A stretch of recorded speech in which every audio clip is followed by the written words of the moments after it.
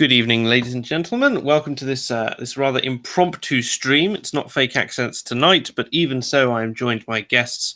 I am joined this evening by Captain Switzerland. Good evening, sir. Pleasure as always. And by BinarySurfer. Good evening. Evening. Lovely. As we were saying, I'm just going to run through a couple of super chats before we get into the meat of things. So we've got Sutsgern, who says, as always, for Danish 20 krona, burn Brussels, remove the Reich, save Sweden. And he's replied to by Dr. Martin Luther Pepe for Swedish krona 20. No super chat war today. I spent too much last time. So for anyone who wasn't here yesterday, Sutsgern and Dr. Martin Luther Pepe got into a little bit of a row and decided that they would pay for the privilege of having their argument on live air. But I appreciate it, guys. So you could do that anytime. Yes. I'm not convinced that Skoen is actually Swedish because I've never met a Swede who would speak so red-pilled, for lack of a better term. I don't know. Maybe in recent times, given the state of the country right now. Hand grenade attacks are part and parcel of living in a big city. Oh dear. Cultural clashes are part and parcel of living in a multicultural society. But why would you think that's bad? Who knows? Well, maybe if you had a nice big EU army to step in, segue into the topic for today. So, yes, I've selected my guests this evening for people who are asking. One, because Captain Swiss tends to lean a bit more to the left. So I'm hoping we'll get some controversy out of him. And BinarySurfer tends to be quite based. So we'll try and get some refutations from him as well. Not that I'm scapegoating you here, Captain Swiss, at all. No. You've got the helicopters, we've got the gulag. We'll see what we can make work. I've never supported the helicopters. I haven't. You've never been one of the helicopters, have you? Never been. I've been helicoptered too many times to count. Oh, well, that's something we've got in common at the very least, then. We've both been thrown from a helicopter more than a few times. So, yes, here's an interesting article. Now, this is not recent, okay? And it's called, Is There a Secret Plan to Create an EU Army? This is in The Guardian last year. I think it was last year. Not last year. 2016. There we go. A couple of years ago. About a month before the referendum, funnily enough. Indeed. And there's this whole thing about that. I've chosen The Guardian as well because it's just... it's always funny to get the Guardian perspective. But it's saying EU army plans kept secret from voters. 2 days earlier, Tim Ross claimed the EU is moving inexorably towards a full political union, including a unified armed forces, and so on and so forth. Alongside Brussels... Speaking of funny, have you noticed the little pop-up you get every time on The Guardian saying, we're independent, neutral journalism? Please support us. I am waiting for, in I guess maybe 1 or 2 years' time, when you log into The Guardian and it's literally just smut and clickbait. Well, this is where the Independent's gone, more or less, and there was the point where it was actually genuine. Yeah, I used to read The Independent quite a lot when I was in college, and specifically the I as well, which is their version without any of the opinion pieces. I love the eye because it used to be about 20p, so cheap as chips. Yeah. Used to be really cheap. Used to be really good. Used to be really not there, and then it became really snidey. And this sort of the last couple of years, it's just got not unbearable, but like the bias has crept in to an extent which it was not so prevalent before. Maybe I'm just more woke. Who knows? Didn't one of the Arabic countries, one of their royal families, buy it or something similar at one point? I don't know. Sure, I believe that. Zersitzer in chat says the plan was never secret. There were open negotiations as far back as the 50s. Yes, which is why this amuses me. Just because this particular set of this particular article is going into it as if nothing at all is possible with this whole idea. So. Where are we going? Tell me that Nick Clegg didn't lie to us. I mean, I am shocked. You're shocked that Nick Clegg of all people would lie to the British public. You know what they call him? You know, Nick Santa Claus Clegg. Well, he can decide what is and isn't fake news on Facebook now, so he's done all right for himself. Yeah, that's in no way going to come back to bite anyone. No. Oh, no. Well, any more than Tony Blair basically telling people how to exploit the British government system for better contracts, you know. But there you go. So this whole thing is like going, oh, maybe they will, maybe they won't. It's no secret. Some would like to see a full-blown EU army, etc. But I believe, there we go. There is absolutely no plan to set up an EU army, despite having a global strategy on foreign and security policy. I'm trying to find where Merkel basically said, no, we're not doing it. Also, she'd previously been asked and said she was against it, which is obviously not against it, just that it wasn't happening. Oh, right. Nick Whitney, a former chief executive of the Europe Defence Agency, said no one took the idea of an EU army seriously. Nobody wants it. We don't want that. Neither do any of the other 27 member states. Today, it's very difficult to find a pulse in European defence policy, which, of course, flies in the face of this, which is Angela Merkel calls for the creation of a real, true European Union army, echoing Macron's similar call last week. Quite damaging, I think. Just the entire idea of an EU army, and a lot of people have likened it to the US. So the idea that the US is a large area of about the same population as Europe, I think that's about right. I think the US has got slightly more, but they were saying, so would it not make sense to have the many states of Europe and have them have their own army in order to compete with the superpowers of America and the Far East and Russia and the like? Then all you need is a combined police force and common laws, of course. Indeed. And we have the super state, which has been unveiled. Well, this seems to follow on from... There's this train of thought where at first you go, okay, why would a trading bloc need a flag? Why would a trading bloc need a national anthem? Why would a trading bloc need a single currency? Why would a trading bloc need an army? It feels like they're trying to build something of a super state here, but they haven't been awfully forthcoming with us about what they're planning on doing. To be fair, there is a valid reason for wanting an army generally, in that you're not going to like this very much, but it's absolutely true. War is just a continuation of politics by other means.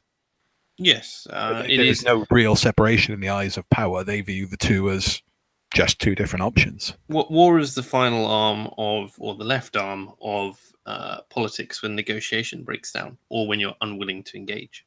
It is negotiation is the exercising of is exercising political force, and all that war is exercising the physical sort of manifestation of that. But the argument is what shape. So for a start, Europe is made up of so many disparate peoples with a much longer history than somewhere like the US. And they're not bound together by a common history that they will share generally. Most of them have been at war with one another for ages, don't like each other very much. And really, we've only settled down in the last century or so. And we all know why that is. So...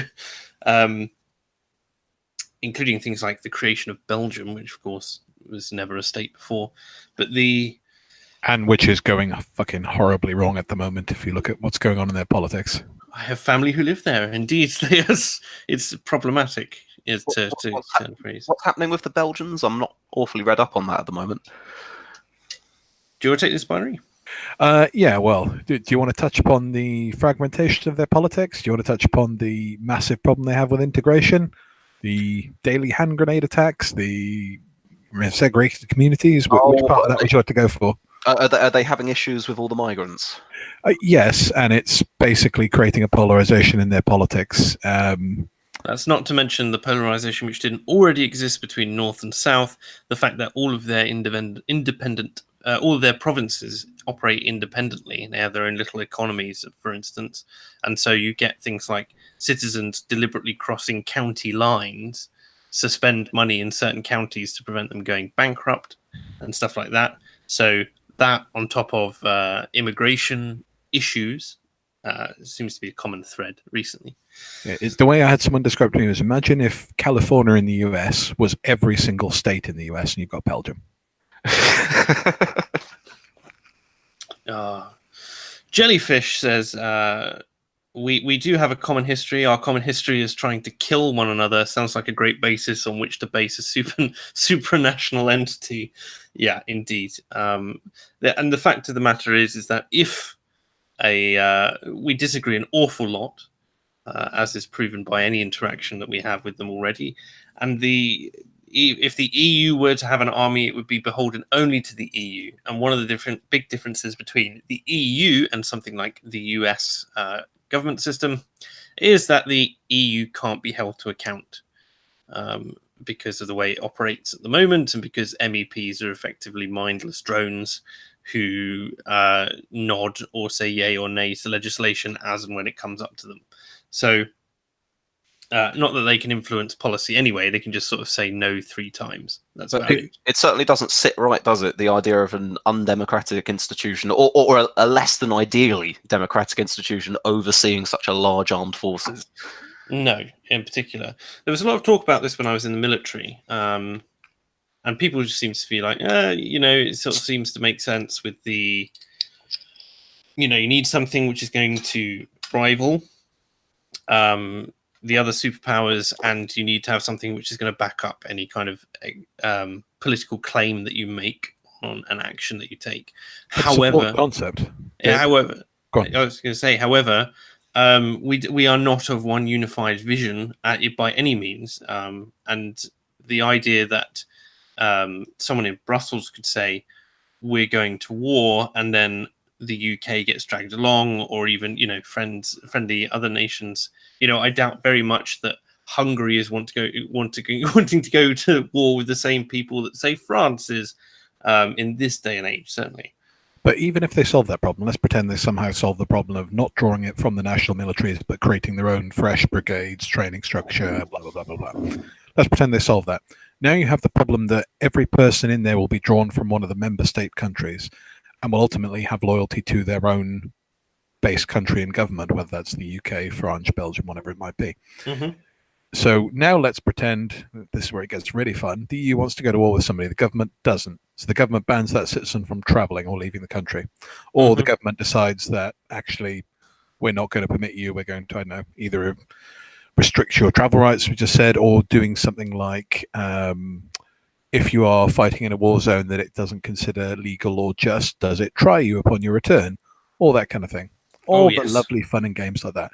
So it's all the same problems that you have with private PMCs, private military contractors, but without even a base country for the PMC. Yep. Dear. We should work on... so Merkel has gone on and said, obviously, we want to create something like this. Macron has said, we have to protect ourselves with respect to China, Russia, and even the USA, which I think is a very strange statement, but is quite telling of the general attitude of certainly the political elites in Europe to US, particularly at the moment with Trump at the head, for instance. Yeah, I mean, I recognise obviously that the likes of Macron are not Trump's biggest fans. They don't get on awfully well. But the idea that the United States would be a military threat to the European Union, Trump's maybe going down the route of his trade wars at the moment, but I can hardly see him likely to launch attacks on Belgium anytime soon. It's not about physical attacks. It's about projecting power. And right now the US is the absolute king of projecting power. Is the hegemon. Exactly. So easy example that everyone can understand. Everyone understand what an aircraft wing is? Yes. As in an air wing of a group of aircraft formed together into a unit. The UK's Chinook squadrons. They have less Chinooks than one of the US squadrons in the entirety of the UK's armed forces. Indeed. That should give you a sense we just of use them how big better. this is. Well, yeah, we make do with that, but the No, US I'm making a 40 joke. times on military might, 44 Yes, times. the entirety of the UK armed forces is the equivalent in size to the US Marine Corps. In fact, it's just slightly smaller and is becoming smaller. So no, the idea that we could stand up to America is ludicrous by ourselves. This is why we have associations like NATO and the like, and the whole was it Article 5 of the, I can't remember what the name of the, of the North Atlantic Treaty, which basically says, combined defense in the face of attack, which is kind of our version of a time where we would come together in a joint opposition to a nation that got out of line. Well, didn't they staff NATO in the European component to just a high enough level to? I remember reading about this from the 70s and 60s, where it was designed to hold just long enough to be 2 days longer than the transatlantic crossing of major infrastructure from the US mainland to Europe.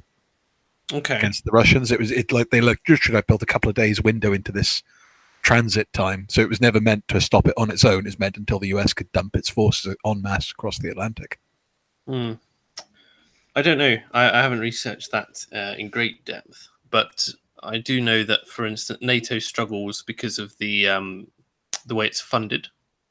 So the implication with NATO is that you give 2% of your GDP in order to fund NATO operations, and we are one of the only countries that actually does do that. Yeah. So, for instance, we've got member states of NATO like Turkey, which Erdogan is very happy about because it means that we store our missile batteries over there and keep effectively a hard border between him and the further east. But and that's the only reason why Turkey is in NATO, because it's a useful place to store our missiles and keeps Bastion there. It's absolutely nothing to do with their contribution. They're a net taker. They contribute virtually nothing. And it's certainly not due to a common vision of freedom and democracy either. Mm-mm. Not to go off on too much of a tangent, but have you noticed that Turkey are now trying to rather amusingly champion the human rights angle with what's his name, the guy that got hacked to death in the Saudi embassy? Yeah. Oh, I thought, really? You guys are championing the fucking human rights, are you? Okay. Well, I mean, amazingly, I think it's only next to the Sauds that the Turks can begin to look like they've got anything on human rights. It's literally, you've got to match them up against Saudi Arabia when you go, okay, yeah, the lesser of two evils, perhaps.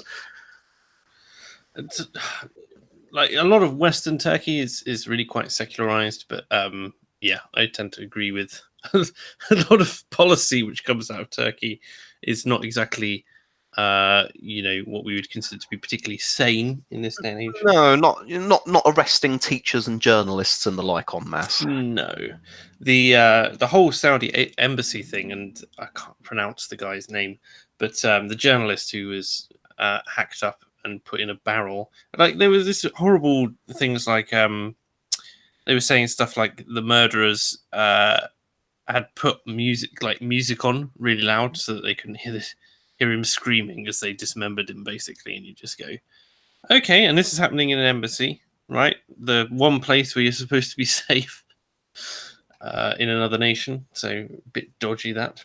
And there's no way the embassy staff didn't know something was going on as well. I mean, okay, does anyone have to put down an animal on a farm?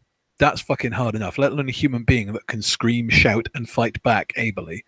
I mean, that's pretty bad. When you've got to put down an animal, you'll have blood all over the stall and all the rest, even if you do it humanely.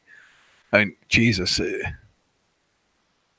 Yeah, there's no way, unless they had a special soundproof room, there's no way that a good chunk of that embassy didn't know what the fuck was going on. Agreed. The just jumping back to our main point, though, before we go too far off topic, the this idea of the EU army, which like, she gives this whole basically politicized spiel there, but it says Eurosceptics reacted angrily to the speech. David Campbell Bannerman said, "Scary speech I have ever heard as an MP in my 9 years.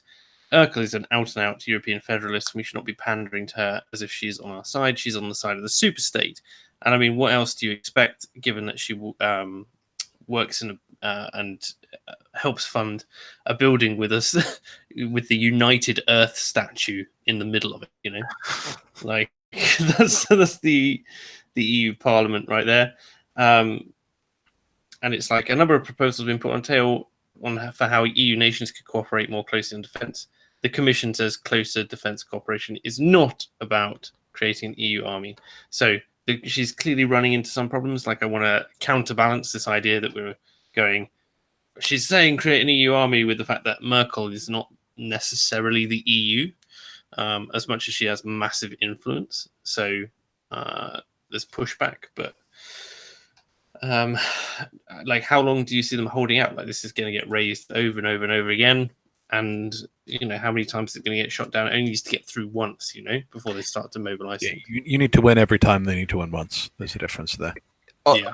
Obviously, we've heard from Merkel and Macron with their favouritism for an EU army. Are there any other nations in the EU that we're aware of right now that back one, or is it just France and Germany as things stand?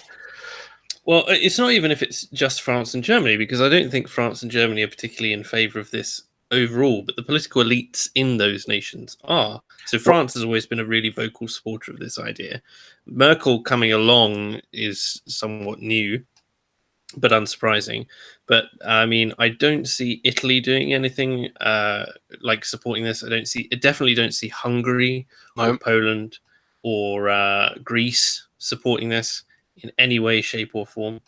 So it's one of those strange things where it's like, can those two economies, with all the brunt that they bring to bear on the political stage, bring something about? And if they do, what's going to stop 5 or 6 other nations at least from just going, no, I'm not having anything to do with this. You're not stealing citizens from us effectively. You know where this goes, though, and if you want to go full Alex Jones a second for comedy value, if you have the army is gay, well, possibly because of chemicals in the water, but where I was actually going with that was more, you have a bloc that's fragmenting under lots of internal divisions, strife, etc. Well, at some point, you're going to need to put down uprisings in those countries, aren't you? At some point, eventually. And even if you can't utilize the aspects of the European Defence Force, as it would no doubt be called, in order to, from that person's host country, you'd still be able to pull from 27 others in order to build up the forces to go and neutralize, shall we say, a threat. Correct. And forcible withdrawal by use of military might is no longer viable because you have the size of all the other ones faces your country. That's it. I do find it remarkable, though, that at a time where across the EU, many, many countries are rising up and saying, we want less Europe, we want less EU, Macron and Merkel think it appropriate. Oh, I know what's a great proposal. How about an EU army? I'm sure everyone will get behind that. It just, I cannot see how this isn't going to lead to even more fragmentation of the EU, because, I mean, our reaction at the very least has been horrified at the prospect of an EU army. Has it, though? That'll be the same for other states.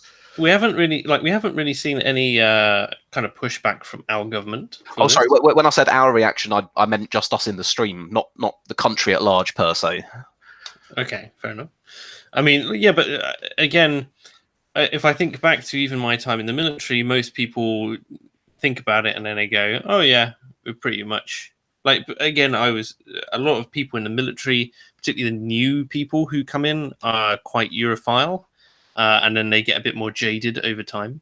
And so I don't think, for instance, that if they asked the armed forces what they thought about this, they'd have much pushback from the boots on the ground. It's just whether or not our sense of horrification is our horrified state is the same within the upper echelons of the military, which I doubt, because the EU would probably offer senior military positions, again, because you're pooling all the resources of multiple countries, rather cushy, well-paid positions. It's unlikely you're ever going to need to flex anywhere particularly dangerous in that case, and potentially space for you to move into, as I say, more lucrative positions over, when you retire from whatever military you started in, particularly for nations not like the UK, because I think it's going to be slightly less. It'll be slightly less valuable to the UK. But if you take somewhere like Greece, for instance, and you're offering a senior military commander from Greece who's on a lot less money, effectively, than someone over here, and you're saying, well, we can offer you £200,000 a year, effectively, or €250,000 to come and staff a position in the EU army. Like, what's going to stop you? And that's another thing to point out as well, is who's going to command this army and what kind of tactics are we going to use? Because by and large, overall, we have different codes of conduct per country. If I contrast the two biggest, and I'm just contrast the UK and the US, for instance, in terms of prioritizing people, the US has a huge focus on its own citizens, Americans first. So if they come into contact with someone who's shooting at them from a civilian complex, they won't think twice. They will Their bomb ROE that. is a lot looser. Their rules of engagement. Their rules of engagement. So they'll bomb that complex to save the American lives, whereas the UK focus is always on civilian lives, and so you can't risk the civilians, and so you have to find another way out of the situation, or a less bloody way of doing it. So there's a myriad of procedural differences. I mean, even I saw that in training when, because we do a lot of training with foreign recruits. It's like an exchange program, or I say exchange program. They send recruits over to us because we have a good reputation for training new officers. But they have completely different standards. They have completely different ideas about what's right. Most of them leave with just like, oh, that was a flavor of British efficiency, and now we're going to go back to that. So without effectively making the EU a super, Europe a super state where everyone is forced to adhere to the same rules of engagement and that sort of thing, which would be defined from on high and not from our own nation, I don't see how it's possible either. Just seems very dodgy. There's also an incentive there to fund that short term from the EU's coffers, and long term say, well, look, you've got to increase your contribution now. Oh, and by the way, rather than tax your own economies, and since we're protecting you anyway, why don't you just defund your own military to sponsor us ours? And that way, after all, it's much more efficient because you don't need it all the time. Yeah. And it's just it's just sleepwalking into a super state ultimately. That's the way I see it. Yeah. Let me see. Where's the? Bear with me a second. Talk amongst yourselves for a second whilst I try and find. Oh no! Whenever anyone says that, you instantly can't think of anything to say. Of course not. I think you had a super chat a moment ago, saying the Independent has launched #FinalSay. Apparently, the Independent doesn't support independence, which I think is quite a good one. That is quite funny. Yes, Isn't Independent run by a Mul Rajan now? Is that right? I don't know. I couldn't tell you, to be honest. I think he was one of the members of one of the Remain campaigns. I don't know if it's the official one or not, but he was one of the steering members, founding members, whatever you call it. Mm. Well, I mean, it certainly wouldn't surprise me from the Independent's editorial line on Brexit. I'm just going to run through the super chats that we've had in the meantime, and then I'll probably move on to Brexit, because I think we're basically speculating to death now about the EU army. But there we go. So Sutskoen says, "How dare you call Dane a Swede? What's next?" Sorry, Sutskoen. Joe Neverton, £2. I wouldn't mind PI if Hislop wasn't such a twat. What's PI? Do we know what PI is? Private Eye. Of course, yeah. When I think he was making a joke about the eye itself, because it's not the private eye. It's literally just a called eye. George donated £5. Thank you very much, sir. Says the only legitimate purpose for an EU army not already addressed by NATO is to enforce EU will on dissenting EU member states. And yes, it's the idea that even if it doesn't go to war, it will be used to quell rebellion, as it were. I mean, we've already seen the EU interfering with democratic elections, as we saw with 5 Star in Italy. when they tried to form a government, and Juncker basically called up and said, "You're not having that minister," because he didn't like him, and of course that caused that government to collapse and so on and so forth. And Italy, which is already a nation which has more elections and more governments than any other nation in Europe, quite worrying that they'd interfere to that level, and that they got away with it effectively without everyone else going, "What on earth are you doing?"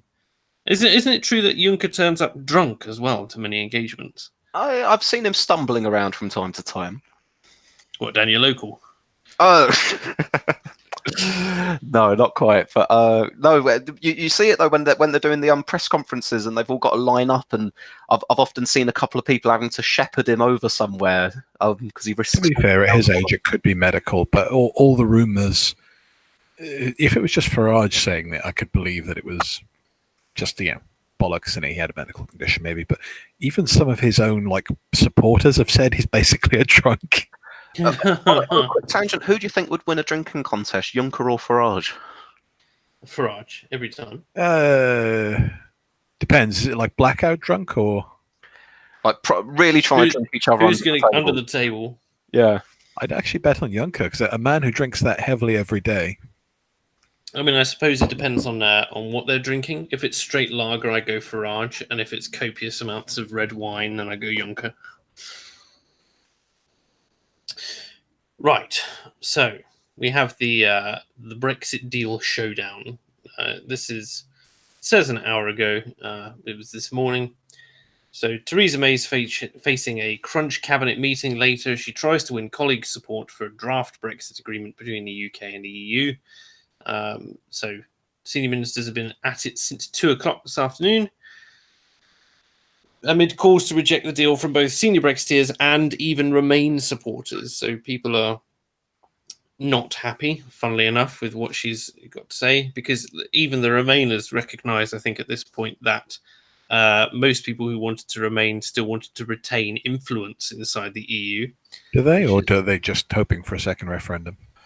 Part and parcel, but just on this, how it's managed to unite Remainers and Brexiters alike against it. Just before you go any further with the article, could I share a poll that I did on Twitter with your viewers?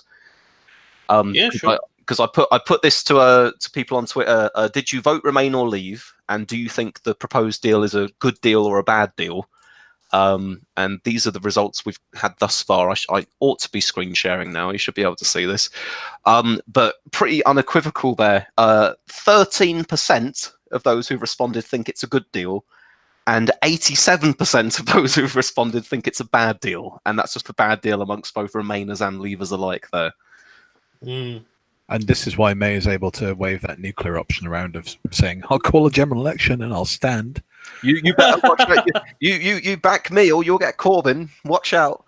Honestly, I don't know if you guys have heard this yesterday. I'm absolutely in that camp now. I've kind of accepted that realistically. Sorry, I think it's my phone. Hang on. Go on. Sorry? Realistically, what now? Oh, he's gone to take his phone. Cool. Yeah. Realistically, the idea of calling an election is a question of what's going to be worse: Theresa May being ineffectual in the face of it all, or Jeremy Corbyn at least trying to guide us out, given that he is at least historically somewhat of a Eurosceptic. And he has also said that obviously no referendum is on the table, despite some cries from his own party. What do you think, Swiss? Are you a fan of a second referendum? Not particularly. It seems like a rather blatant attempt from the side that lost to have another crack at the whip. Yeah, a lot of the arguments that I see sort of in favour of either a second referendum or the vote is it used to just be let's have a people's vote, which of course the natural response was we already did have one. Thank you very much. But the second one was they're not providing what we voted for. We should have the right to vote on the final deal, and that's different to a referendum on whether or not we go out at all. Well, I tell you what, I would not be, and this isn't me endorsing it, by the way, but Sure. I would not be as against a second referendum were it guaranteed that remaining in the EU would not be on the ballot. But the issue that I have is that many people out there campaigning very publicly for a second referendum also say, and Remain must be on the ballot. And I think, well, how can you in one breath say you respect the result of the first referendum, and then a second breath say, but by the way, before we've actually left and implemented it, we want to offer you another vote where we can also leave if you fancy. It just doesn't stand up to me. The way it was phrased to me, which is the worst way I think it could possibly have been phrased, was Remain, and then it was like leave, with Theresa May's deal, and it was like leave with no deal, Remain, and basically those were the three options. But of course, the way it was phrased meant that no one really wants Theresa May's deal, so no one's going to vote for that option.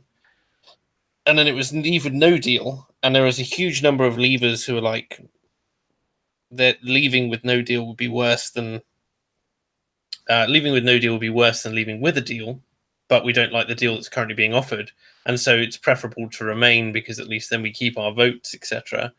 And then there's the Remain side who are only ever going to vote Remain, and so it's just like it's a drawn poll effectively at that point. It's already decided, so very poorly worded.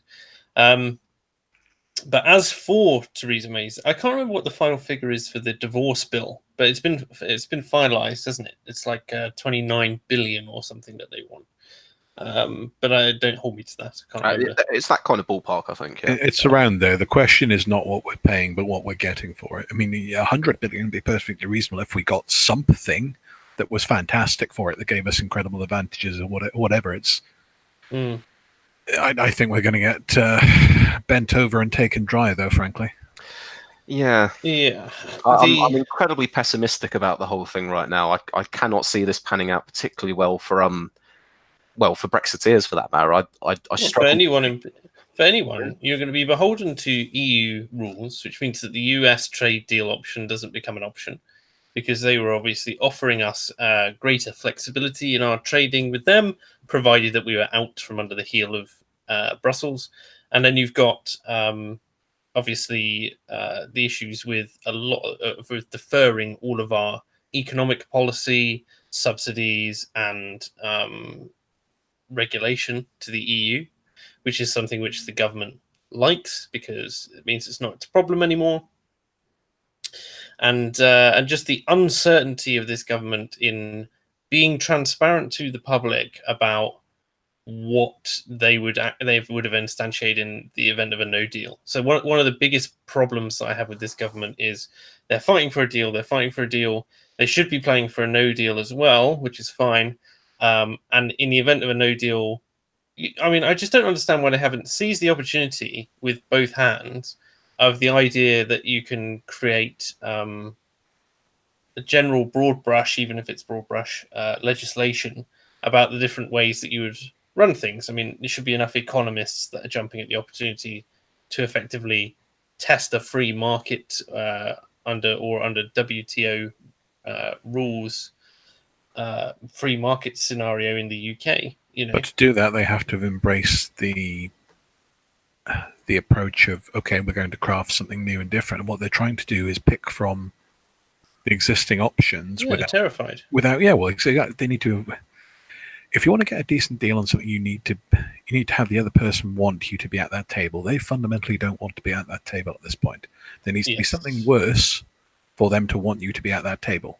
Again, and worse is walking away. And it seems a great weakness of our negotiations that because we don't have a Brexiteer in charge, because we don't have someone that, you know in their heart of hearts they actually want to be there doing it, I think the EU knows that, don't they? They know that Theresa May... Imagine the difference in their reaction if Morgan, forget whether you like him or not a second, but someone of his lifelong anti-European approach was either leading negotiations or leading the party. Can you imagine the difference in their reaction? Oh, look, I'm no fan of Mogul Farage for that matter, but I'm perfectly willing to accept that to have people who are actually dedicated to the cause of Brexit in charge of Brexit would be far better than anything else. I mean, I think even Corbyn could have a better go of it if it weren't for the fact that most of the MPs in his party are desperate to keep us in the EU at any cost. Most of those MPs aren't long for this political world, though. They will be gone at the next general election, a large chunk of them. let me see. Most people have been reacting as expected. You've I just wanted to read this out. You've in the side chat they've corrected us and said that it's 39 billion rather than 29 Oh, for billion. goodness sake! So only 10 billion off. Fair enough. But yes, so basically, people saying don't fear a general. We do not fear a general election because all the parties have to pretend to be strong. Even the DUP, whose effectively influence is determined by the Tories, are particularly dissatisfied. They claim that the deal has the potential to lead to the breakup of the UK, and this is not something we could support. Brexit, like this is one of those things. Jacob Rees-Mogg, as we mentioned, said he was so unhappy with the agreement he could withdraw his backing for Mrs May.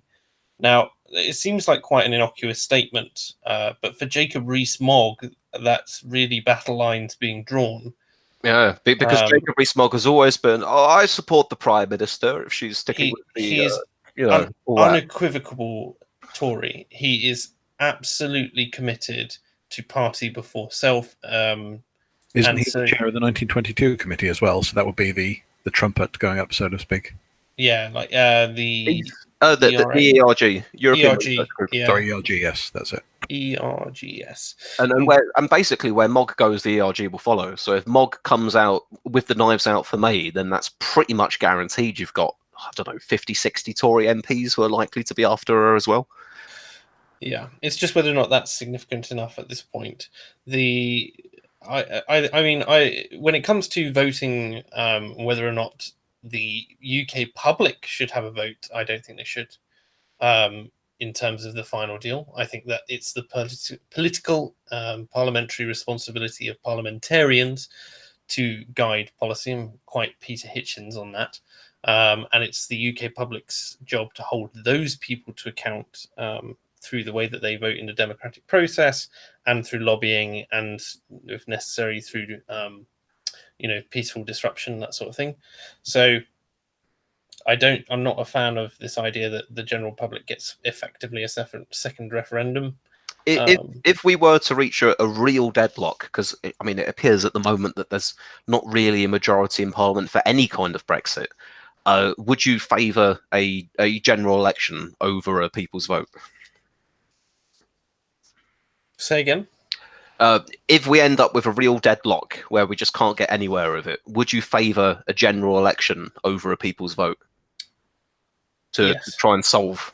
Only if the parties are willing to positions like absolutely crystal clear. Yeah, if everyone sits exactly where they do currently sit, I don't think that's viable. I mean, even with take a like the rogue player that is UKIP, for instance. UKIP is not set up for local elections. It's only set up for I keep saying this, it's only set up to win seats in the European Parliament. And so it's all of its offices, all of its main areas that it goes for are the UK's EU parliamentary constituencies and not the local constituencies. So even if it got a significant portion of the vote, the idea that it would take many seats in the House is ludicrous. As much as Sargon wants to believe that that's a possibility. I do think there's something in that, though, and I don't mean you're right. Under the current system, they can't. It's simply not possible.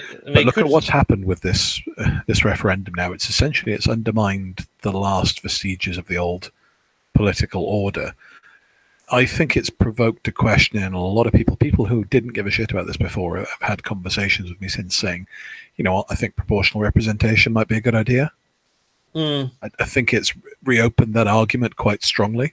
I'm pretty supportive of PR.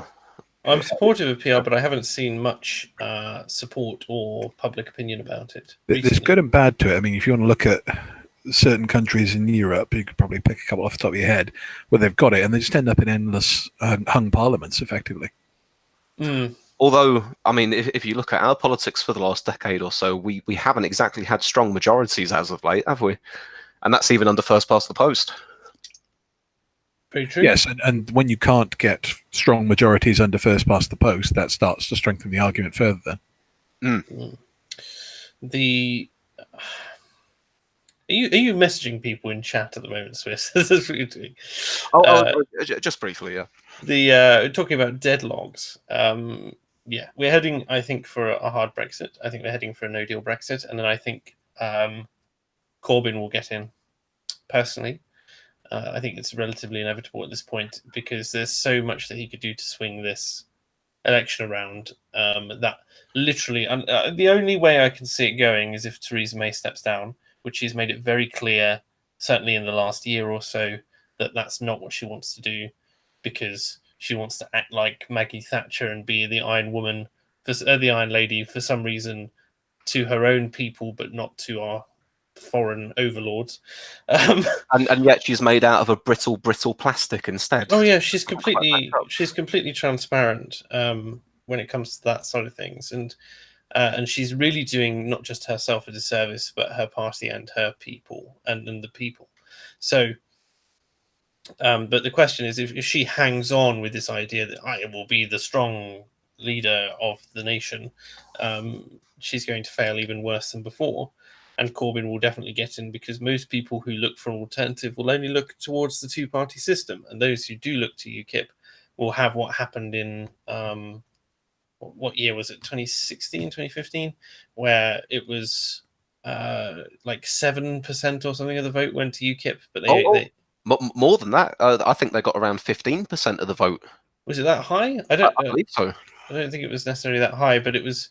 They only gained 2 seats. Are we talking about the 2015 general election? Yeah, I think so. I'll search it quickly. It might have been higher. I think it was 15%. I could be wrong though. So it ends up being in the middle. But I think it would have been the equivalent of about 20 high 20s MPs if it was.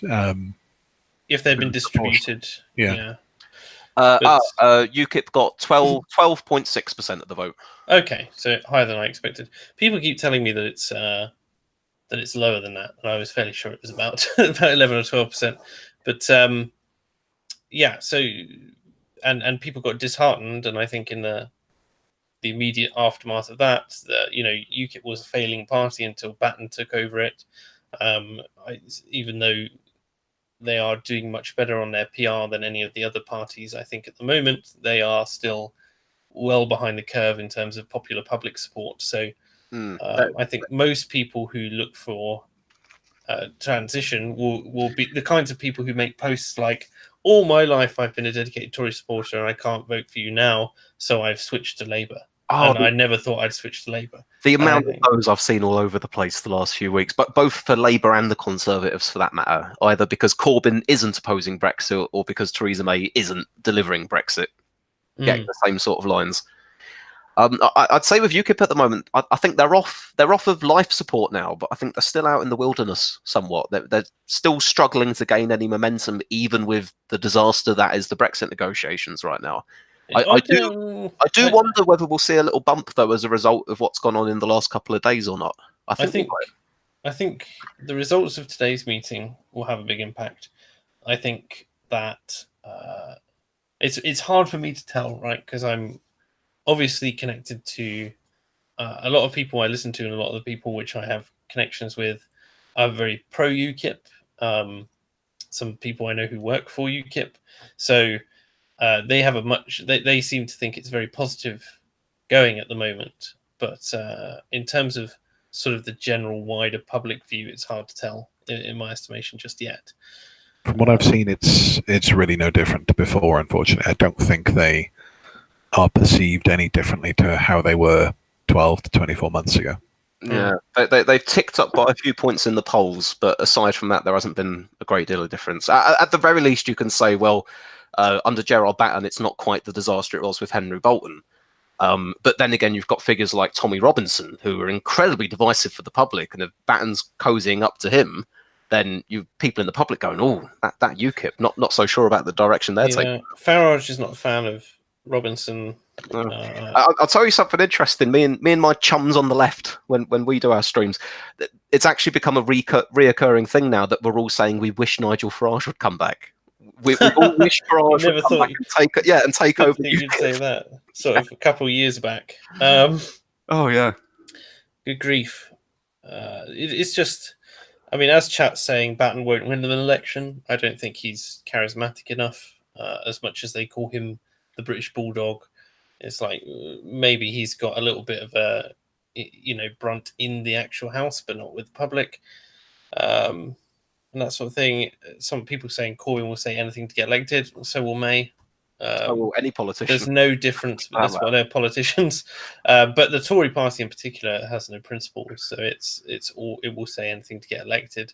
And at the moment, it's kind of parroting a lot of what Labour is saying, but without the overt socialist sort of spiel.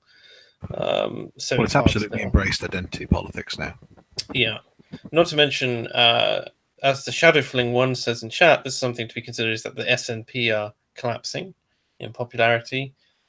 Deflating gradually, I would say, rather than collapsing. But sure, yeah, but the seats that it loses will 100% go to Labour. They've always previously gone to Labour. Because from what I understand, some of the most recent projections I've seen for a would-be general actually sees the SNP reclaiming a few more seats off the Tories. I don't know if that's whatever other people have been seeing, but it doesn't seem they're in. It doesn't seem like they're in a free fall at the moment. I'll put it that way. I got the impression of a balloon very slowly letting out the air after the referendum, Scottish referendum, that is. Just a gradually deflating sturgeon. Yeah, there's an image for you, and possible sex toy. Please, why would you say that? Alex Salmon territory there. I don't want to go on below. Joan Everton says, say May gets her way, we're stuck with an absolutely atrocious deal. Do you think it could be a policy platform for future PM to readdress the bad deal? I don't think so. No, once it's done, it's done. Once it's done, it's done. The entire idea of it is that it was a once-in-a-generation vote, a once-in-a-lifetime vote even, and that not once in a generation, because that was the whole thing about the SNP. It's a once-in-a-lifetime vote, and we're not going to see... Once we've made our bed here, we're not going to see a chance to remake it for another 100 years or more. Well, I don't think until something drastic happened, like we literally went off to war. I just don't see. Can you imagine how it would embolden the other things like the Visegrad 4, how they would start behaving if we not only had got some kind of admittedly shitty deal, but left and gotten special treatment in some way, however good or bad it might be, and then a couple of years later, anything up to 2 decades ago, by the way, we'd just like to renegotiate that again. So the queue would be down the fucking hallway for renegotiation. There's just no way they would ever put themselves in that scenario. I agree. On the deal as it stands, because obviously it's going to be put to Parliament, I think December. That's what's floating around at the moment. There'll be a vote on this at some point in December. I was doing a stream earlier on and we were trying to crunch the numbers, and it seems at the moment that there's no way Theresa May can get this through. Not if Labour are going to be whipping their MPs against it. The DUP have withdrawn support. You can probably imagine the likes of the SNP, Plaid, and the rest, they'll be against it. And as far as the Tories go, if the ERG come out against it, that might be 30, 40 votes against. And I think I've heard more recently certain Scottish Tory MPs are having issues with the fisheries policy. Not enough guarantees that we're going to be pulling out of that in good time. So it just seems to me like I cannot understand how Theresa May thinks she's going to get this through the Commons at the moment. If we want to play that game, I would say... Sorry, it's just this thing here, which is obviously there were tentative plans in Brussels all day for Dominic Raab to come here and welcome the deal with Michel Barnier. These plans have now been scrapped. Did they think it was just going to fly through today? Which you can read the subtext from, can't you? Which is he's had to deal with a series of mini riots today. Well, kind of, because apparently the ERG hasn't done anything. They said there may end up being a leadership contest by accident, although I don't think it'd be accidental. Like, I think if like Jacob Rees-Mogg has had if what people suspect about him is true and he's had his eyes on basically a way to get a Brexiteer in charge for a while, then he's been playing the long game, and he's made so many political moves. He's a master of the game, and so I don't think it would be accidental if it did happen. But funnily enough, Vince Cable is calling for a people's vote. No, not Funny that. surely not Vince Cable calling for a people's vote. Never would have thought that. He'd never do that. There's a sensible way out of this mess. Screw democracy. So on, people talking about, obviously, like the more people talk about Theresa May being shaky, the more she doubles down. So it's just like, it's very silly, particularly given that the DUP has abandoned her on this particular thing. But we're waiting on her statement. Apparently, it's imminent. It's one of those things where the more a politician says something fervently, clearly, and stridently, the more it isn't true. Let's see. We got coming up shortly. So we'll see when it comes up. I suppose I'll pop the sound on or whatever and try and find a way to get it through. But I just see it's such a mess. I mean, I cannot fathom how she's made such a mess of it. Same way she did at the Home Office.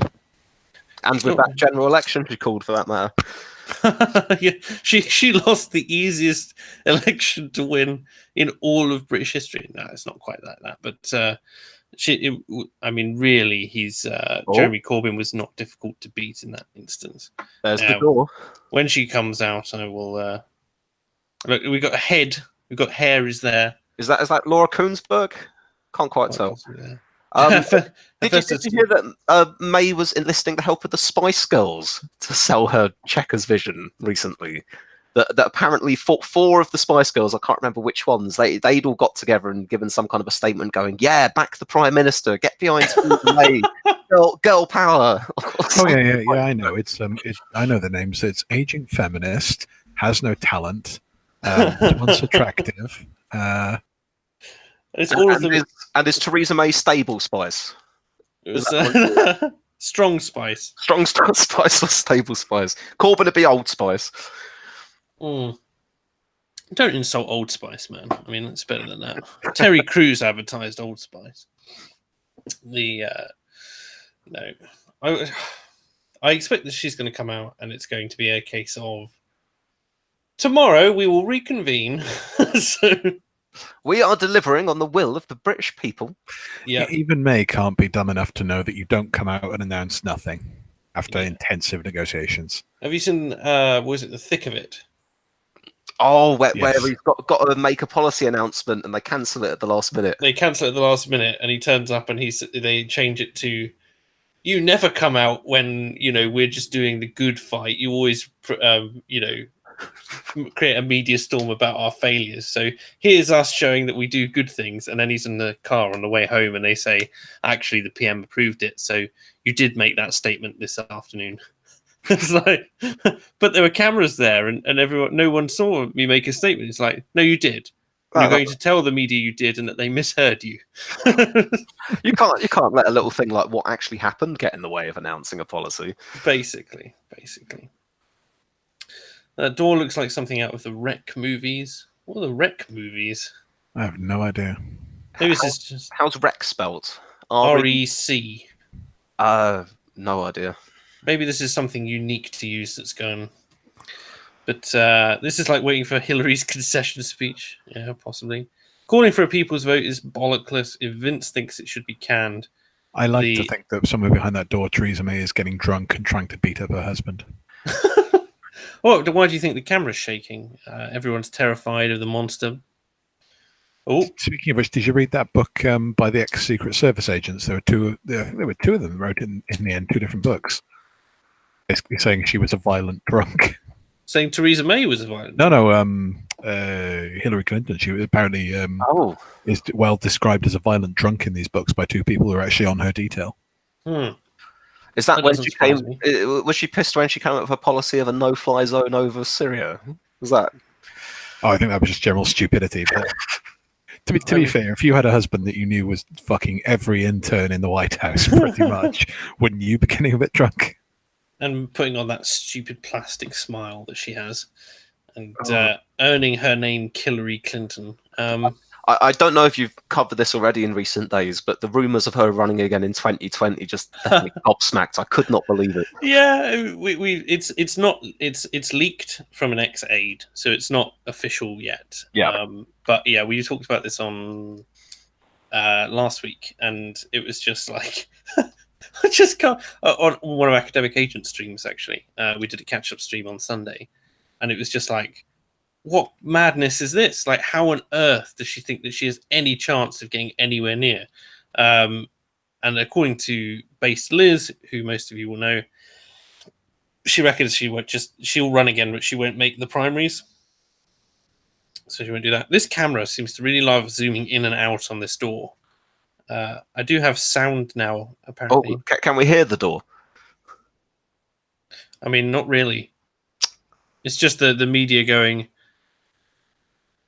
that she'll be coming out the door soon. Soon she will be coming out the door. This is like waiting for a new pope or a royal baby to be born or something. It's just looking at the exterior of a building forever. Well, she's expected at any moment, you must understand. This is a question. The real question is, oh yes, there we go. They're winding down now. Vince Cable being people's vote again. Second, not so obvious. Just that while that's going on, we're waiting. Just bring up the thing I've linked to you in the chat, and go to about 15 seconds in to about 25 seconds in. It's perfect. Sure. Let me just You may have seen this. Mute this. There's so many clips of Clinton doing this. It's brilliant.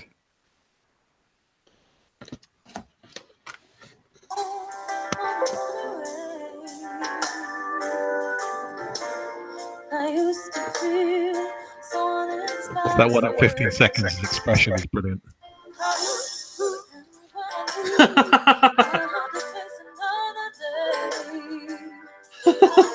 Lord, it made me feel so tired.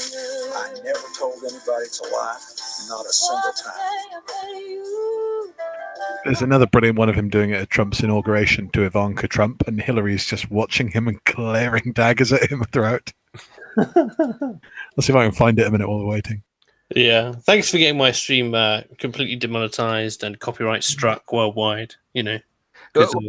While we're here, then, can I do a shameless self-plug if we're just looking at a door for a while? Yeah, sure. Go for it. Because you recall that Dead Brexit video I made a few months back? Oh, that amazing video, yeah. Thank you. Well, it all seems to be coming true as things stand at the moment.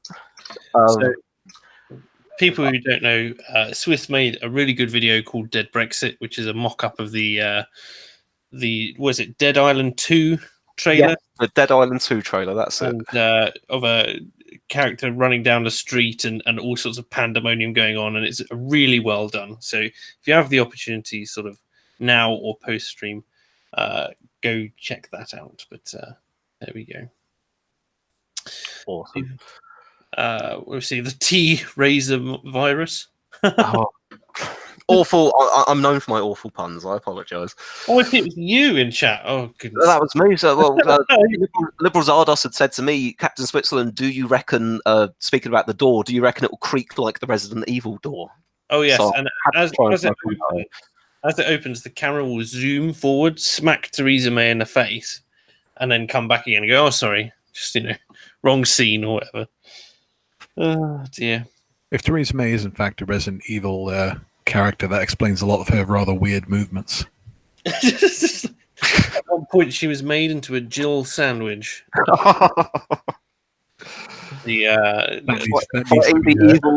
Fighting the evils of the EU Umbrella Corporation with Jean-Claude Wesker. Goodness sake. You see a camera flash there. It's like, we've got nothing better to do. Take photos of the door. Just while you're at it, there's another one in the chat for you.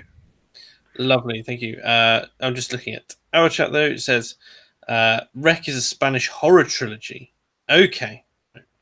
Oh yes, I have seen Rec. It's the one where they're in the apartment complex, isn't it? And it gets cordoned off because there's some viral outbreak, and they're running between the apartments trying to survive, and has like a classic Descent style ending. If you've seen The Descent, I have not. Go watch it. Really good. Have you ever seen Dog Soldiers? Dog Soldiers? Yeah. No. You've seriously never watched Neil Marshall movies? No, apparently not. Okay, have you seen? We've seen. I think it is District 9 he's done, isn't it? I've seen District 9. Yes, I did enjoy District 9. Am I confusing the Neils? In any case, Dog Soldiers is brilliant. Go watch it. And there's one by the same director. Anyway, it's worth watching. I will check it out, no doubt. And I'm aware of The Descent, although I haven't seen it. Continuing on the Resident Evil vein, another comment from Liberals are does, or Boris will come out like the Nemesis monster, having killed all the inhabitants. I can That'd see. be a joy to be old. I can see Boris with the great big teeth and Oh! look at it! It's a microphone. Oh, Now we're back to the door. they really are treating us, aren't they, at the BBC? This is why 24-hour news is not a fucking good thing. Yeah, it's just dreadfully interesting. No, I can see Boris coming out with like the big teeth, like Nemesis, and Come on, we all want to watch Bill Clinton perving at someone more.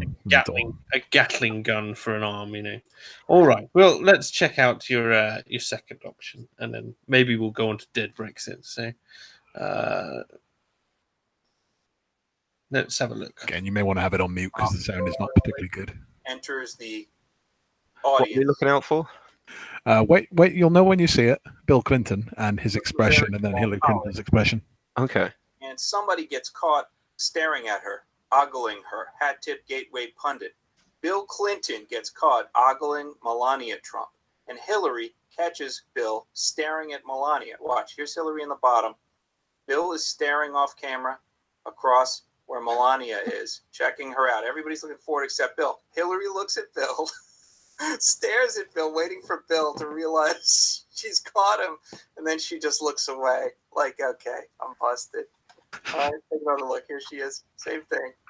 Looks back at him again. No, he's still gone. He's still not here. And nobody wants to look at you because you're just. There's no way they were not at least part of the inspiration for the House of Cards open relationship. Oh, no doubt. There's so many parallels there. I'll pull up Dead Brexit. I assume you've linked this in there. Yeah, it should only be a couple minutes. Oh, of course. Well, we've probably Got got. the volume for this one, though. Their will must be respected. Those on the losing side of the argument, myself included, should help to make it work. A negotiation with the European Union will need to begin under a new Prime Minister. I think the country requires fresh leadership to take it in this direction.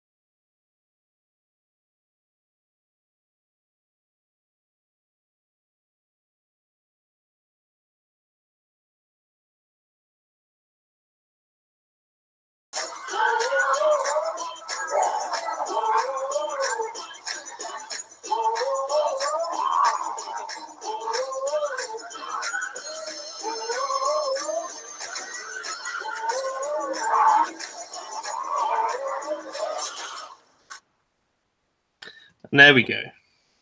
My ode to Brexit. That's good. I like it. That's good. Your magnum opus, as it were. Yeah. I'll never make anything as good as that again in my life.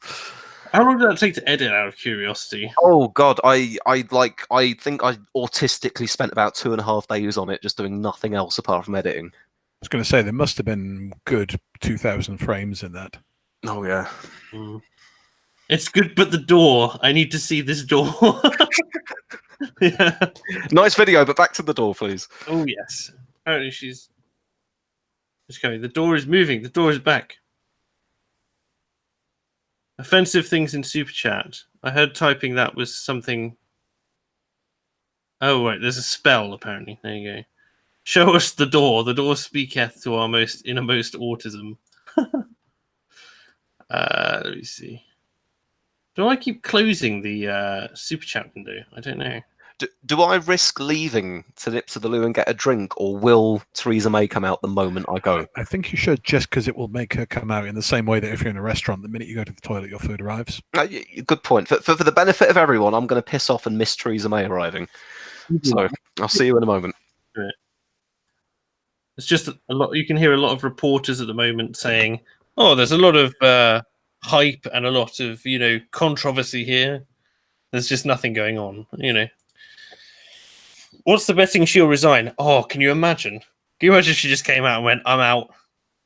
Nah, she would have teased it. They would have been more threatening. I think there's a bit more threatening to do between here and there. The probably 16 hours to go since Sylvester's. Yeah, potentially. Are we sure we're not already looking at the PM? To be fair, it's got more charisma. It has got more charisma. Most of the announcements are done before 8 p.m., so sometime in the next 50 minutes. You get very few Downing Street announcements after 8 p.m. One would hope. Show your solitaire game. I forgot that I had that up. It's actually free cell. I have free cell going for an hour and 52 minutes. There you go. I quite like to play turn-based things when I'm on streams, because when it's a quiet moment that I can just listen, I can kind of play it, and when I need to stop, I can stop, and like Battletech, for example. I do often, if it's a particular topic which AA has brought up, which I'm not particularly interested in discussing, I may occasionally rock up with the Minesweeper and just be like, I'm happy to play Minesweeper with Brisha, effectively. I love the idea that AA is somehow listening to this and is quietly outraged. I mean, he's always outraged, so just the fact that he's being quiet is fine. He's actually asleep right now. He has gone to bed, so I'm safe for the time. No, he was green on Discord as little as 2 minutes ago. Shocking. He's typing on Discord, in fact. Got Discord in another window. You let me know what he says, yeah? God, you suck at free cell. Go play Total War Warhammer. Murder the knife-eared tree huggers. So AA is claiming in Discord that no confidence letters are going in because he didn't manage to. Oh yes, this is quite possible as well. I'll see if we got anything here.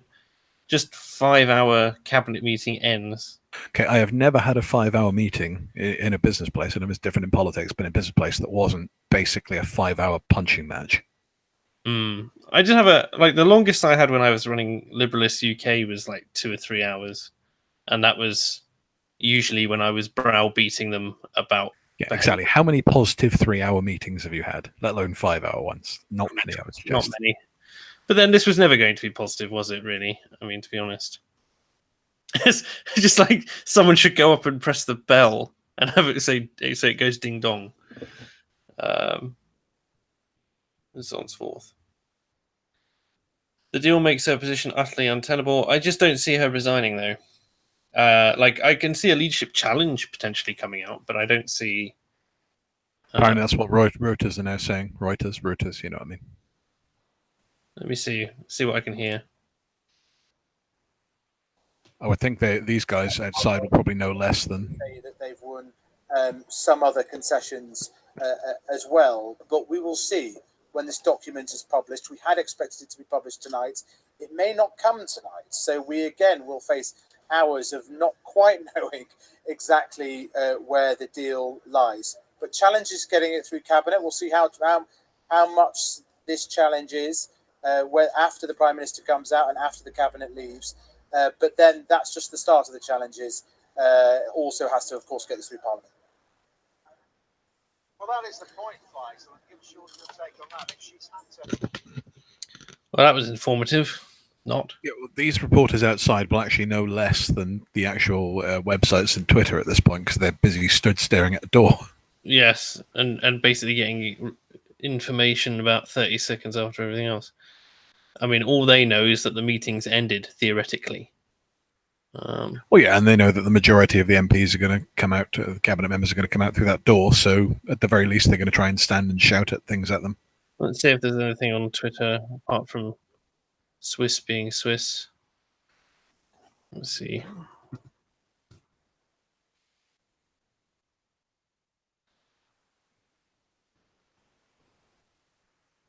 This is all stuff. Let's try and sort it by latest.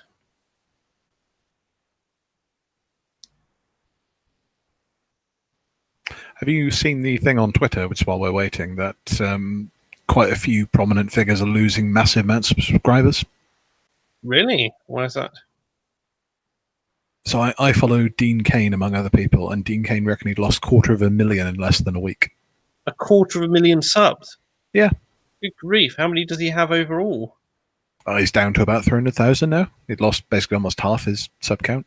I mean, I haven't had a loss, but I have had stagnation. I They're haven't. fucking with the algorithm, is the theory a lot of people have, again. My videos tend to be getting about the right number of views, but at the same time, I don't think they're reaching new people necessarily at this point, which is quite problematic. We're still on the door. Hello. We are still on the door.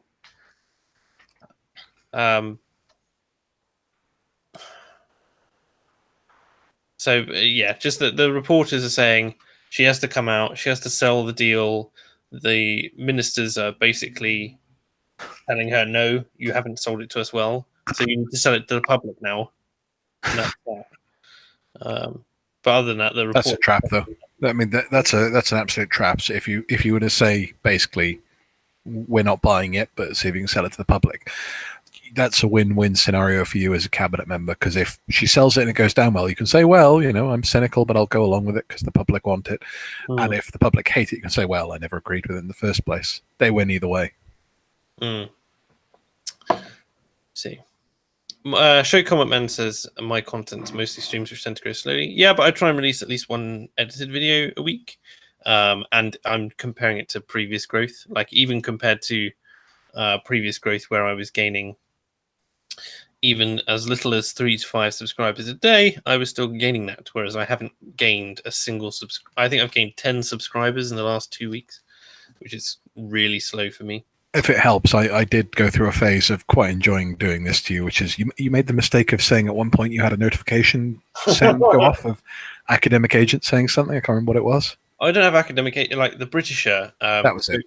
I have Streamlabs, and Streamlabs is set up so that I get a little ding in my ear whenever I get a super chat, and whenever anyone subscribes to me, I set it to go up on stream, and it's the Britisher saying full penetrative sex.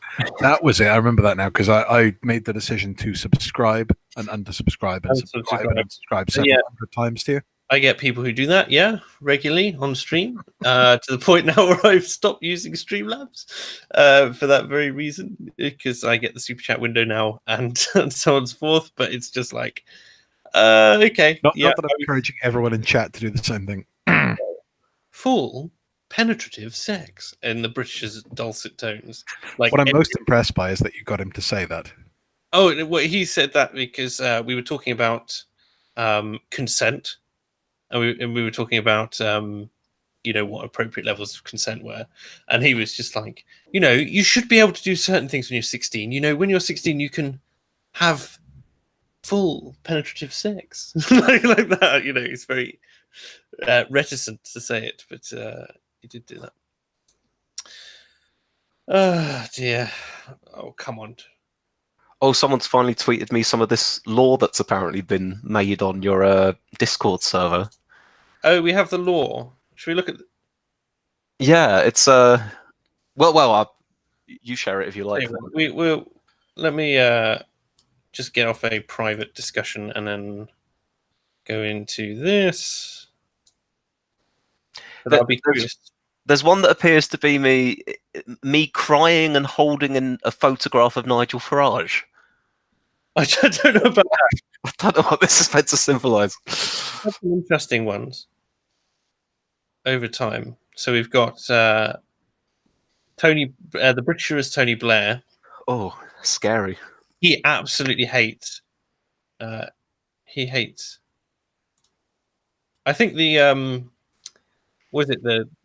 audio from the door feed was picking up the wrong people because it was just a camera operative going, "Can you get us a good zoom in on the door?"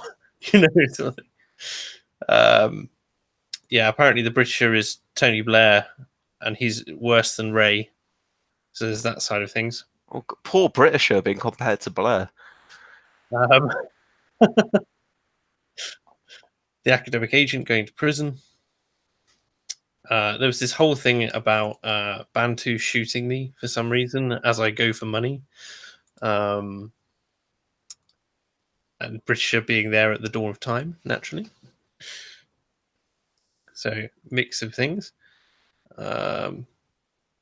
This is unpopular opinions last night, apparently. So, I wasn't watching at this time, but apparently I was crying watching them. There's lots of interesting, very silly. My personal favourite is still the Peterson news announcer one. You just got to there. Well, that one. That's brilliant. On Lobster News. Yes. Oh, AA's joined the chat calling me out for not appearing on Unpopular Opinions recently. Saying, why am I on the B show rather than the A show? I've become the A show, surely. That's what I'm hearing. The door is still there, but I've got, I don't know, 230 people going. Well, proportionally at this time, you are also tied for unpopular opinions covered in the stream. It's true enough. It's true enough.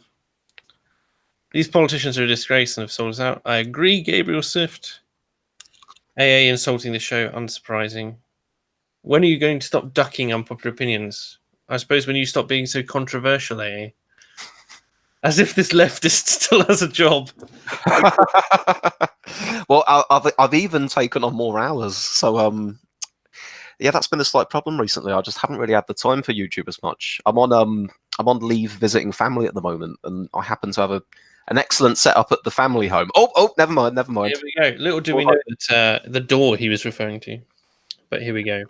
Let's see what she says. I will change give us some audio sound. so we get the sound. Yep. The Cabinet has just had a long, detailed and impassioned debate on the draft withdrawal agreement and the outline political declaration The booing. on our future relationship with the European Union. These documents were the result of thousands of hours of hard negotiation by UK officials and many, many meetings which I and other ministers held with our EU counterparts. I firmly believe that the draft withdrawal agreement was the best that could be negotiated, and it was for the Cabinet to decide whether to move on in the talks. The choices before us were difficult, particularly in relation to the Northern Ireland backstop. But the collective decision of Cabinet was that the government should agree the draft withdrawal agreement and the outline political declaration. This is a decisive step which enables us to move on and finalise the deal in the days ahead. These decisions were not taken lightly, but I believe it is a decision that is firmly in the national interest. No. When you strip away the detail, So she's cucked the then. choice before us is clear. This deal, which delivers on the vote of the referendum, which brings back control of our money, laws and borders, ends free Bullshit. movement, protects jobs, security and our union, or leave with no deal, or no Brexit at all. I know. Oh, so she's now putting that as the option. This is Yeah, it's one a or the decision other now. which will come That's the under point. intense scrutiny, and that is entirely as it should be and entirely understandable. But the choice was this deal, which enables us to take back control and to build a brighter future for our country, or going back to square one, with more division, more uncertainty, and a failure to deliver on the referendum. They're really not happy, are they? The Prime Minister to explain No, I the can understand decisions why. that the government has taken, and I stand ready to do that, beginning tomorrow with a statement in Parliament. That If I lip may end desync by though. just saying this. I believe that what I owe to this country is to take decisions that are in the national interest. And I firmly Jesus, I'll talk about her body language afterwards. It's fascinating. this is a decision which is in the best interests of our entire United Kingdom. Bum bum bum bum Bum, bum bum bum bum bum bum. And back to the So, door. couple of things there. Straight Yeah. away, no questions. Walks the fuck away. Doesn't Yeah. even wait. Yeah. So she knows that there's no defending this. Secondly, did you see the amount of aggression in her body language? Well, Jesus, she's that's the most aggressive I've ever seen her. been in there for 5 hours, and you just go, good grief. Sunsko said, I hope the door slams in her face when she tries to go back in. Can you imagine? She goes in, makes this horrendous statement, and then basically they're just like, no. Wow. No, so no. she's basically now saying, "Take it, or I'm not withdrawing this." So the deal is now finalized effectively in the case of we have a black and white binary decision. Hey, you get the link there. Hey. A black and white decision. It's either my deal or it's no deal, my road, or the. Well, no, she's gone further. She said, "In my road or no Brexit." That was essentially the message. Well, no deal Brexit, as opposed to no Brexit. She also said, "Or remain." Did she say remain? I missed. She effectively said, "Or we don't leave," or was that effect? So I heard 3 things there. Did anyone else not hear 3 things in that statement? A, B, or C? No, I literally had no. It was her deal or no Brexit. No deal. Help me out here, Chad. Did you hear that as well? It kind of just washed over me, to be honest. Did anyone Very compelling. or no deal Brexit? I thought she said or no deal Brexit, but if Yeah, she someone else thought they're in there already. Or no Brexit. So is That's what I that what heard. she's threatening us with now, then? So basically, there's no. He's right. She said remain. Yeah, I heard 3 options distinctly. 'Cause I was writing down a piece of paper. So she's playing it both ways. Then she's threatening Brexiters with no Brexit. She's threatening the FBPE types with no deal, and she's hoping that both of them will be so worried that they'll back checkers. I just nothing has changed in this effectively, apart from the fact that she's no longer negotiating, and so they now have to debate what they're going to do. And so She's not formally acknowledging the possibility that we remain and don't leave now. which is absurd. I think that's the first time I heard that from any government official. Yeah, she always said there is no option to remain. We need to respect the will of the British people. It's So who's looking forward to the collapse of the Tory party? Honestly, at this point, I'm wholeheartedly embracing. I'm accepting we're going to have a fucking moron in charge of the economy for 4 years. Fine. Okay. Peter Hitchens is rolling in his bathtub full of biscuits right now. I was going to say, you can just see Hitchens like fully lubed with a tub of Vaseline there. Kind of going, ooh. That's pretty immoral. That. Time for the new North Sea Empire, eh? So it's going. I don't know. Like, I just don't see where they go from this apart from a leadership challenge. Like, I just think that this is such a. I can't see a third way now. There'll be some very tough conversations tonight with the ERG in 1922. I'm really interested. Tomorrow is going to be, hopefully, a pretty savage day in politics, or at least this week, where we should see some serious move. Do you notice she's done it after PMQs as well? Yeah, funny that. Let me see what. Obviously, the BBC's updating itself as it goes along. So, Do you remember when Theresa May used to say no deal was better than a bad deal? yeah. And it seems pretty obviously we've got a bad deal in front of us now. Grief. Like this, like we need to update her. She steps up to the microphone. But the cabinet agreed to her plan, which was weird to me. Although her cabinet is entirely Remain. It's worse than that. It's entirely, except for maybe Hammond now, people who've been put in there at her behest. Yeah, So they all owe their careers to her, more or less. I can't think of anyone in there who's self-made now, effectively. And I think nearly everyone in the cabinet's been replaced in the last year and a half. Well, all the Most people at least. all the Brexiteers quit effectively from the cabinet. When David Davis went, Boris Johnson stepped down, that sort of thing. So, Harry Channel says, just how angry is Sarah right now? Pretty angry, I imagine. And Jellyfish says, was it unanimous? I don't know. Just She says didn't use the word unanimous, so I would guess not. Otherwise, she'd be crowing about it. the collective decision of the cabinet, and it wouldn't have taken 5 hours if they'd all agreed immediately. So there's that. To double check, I think earlier in the day I'd heard unconfirmed reports or rumours for that matter that Esther McVeigh and Penny Mordaunt were set to resign. Did anything come of that, as far as anybody's aware? Haven't seen anything. No, may well have. Mordaunt's politically irrelevant anyway, though. Mm, McVeigh, you can argue, still got some weight, but right. the most savage thing Mordaunt's ever managed to do is pose in a swimsuit, if memory serves. Mm. Do you want to come on, academic agent? Because I know you're in the chat. Get your ass in here, eh? We can see. Maybe you have the energy to be flippant on stream and that sort of thing as well. I'll send you a link anyway. So what happens next? That's the question. I see, but I say we see a leadership challenge, but we didn't see one last time. We thought we were going to see one either. So I feel though that if they're ever going to launch one, surely it's got to be now. It's now or never, essentially. Well, Yeah, that's quite true. It's now or after Parliament rejects the deal. One of the two. And I can't see any advantage to waiting till after Parliament rejects the deal. Mm. A says they've set themselves up to take on right of Tory party by saying, "Look, they'd take us back to austerity." And I think he's talking about Labour here. Yeah, the cabinet are lackeys except for Raab. So, and even Raab has had his. Raab's still a bit of a lackey. Yeah, a little bit. Of a lackey, to be perfectly honest.